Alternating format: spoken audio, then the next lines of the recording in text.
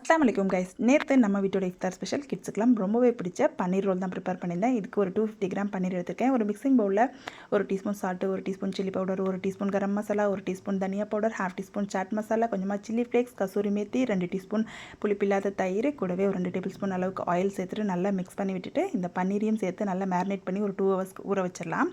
இந்த பன்னீர் நல்லா ஊறினதும் ஒரு பேனில் லைட்டாக 2 டீஸ்பூன் ஆயில் ஆர் பட்டர் சேர்த்துட்டு இதை வந்து நல்லா 2 பக்கமும் ரோஸ்ட் பண்ணி எடுத்து தனியாக செப்பரேட்டாக எடுத்து வச்சுக்கலாம்.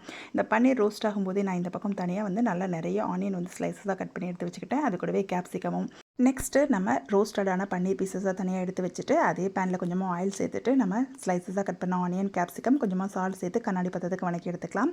இப்போ நம்ம ரோல் பண்ணுறதுக்கு நான் இன்றைக்கி மைதா மாவு எடுத்து பரோட்டாக்கு மாவு பிசைகிற மாதிரி பிசைஞ்சு இது மாதிரி பருத்தி எடுத்துக்கிட்டேன். இதை நல்லா பருத்தி எடுத்துகிட்டு பேனில் மீடியம் ஃப்ளேமில் வச்சு நல்லா வந்து லைட்டாக ஆயில் ஊற்றி மிதமாக சுட்டி எடுத்துருங்க. ரொம்ப வந்து வேக தேவையில்லை.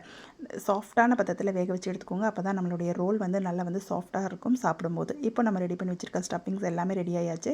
இப்போ பரோட்டாவை வச்சுட்டு இதுக்கு மேலே நான் வந்து டொமேட்டோ சாஸ் அண்ட் மைனஸை மிக்ஸ் பண்ணி நடுவில் வச்சுட்டு நம்ம ரெடி பண்ணி வச்சுருக்க ஸ்டஃபிங்ஸு, பன்னீர் எல்லாம் வச்சுட்டு ராவாக கட் பண்ண ஆனியன்ஸ், கொஞ்சமாக லைம் சேர்த்துட்டு பட்டர் ஷீட் வச்சு அடியில் நல்லா வந்து டைட்டாக சுற்றி ரோல் பண்ணிட்டேன். உங்கள்கிட்ட பட்டர் ஷீட் இல்லாட்டி அப்படியே நீங்கள் வந்து டைட்டாக ரோல் பண்ணிக்கோங்க.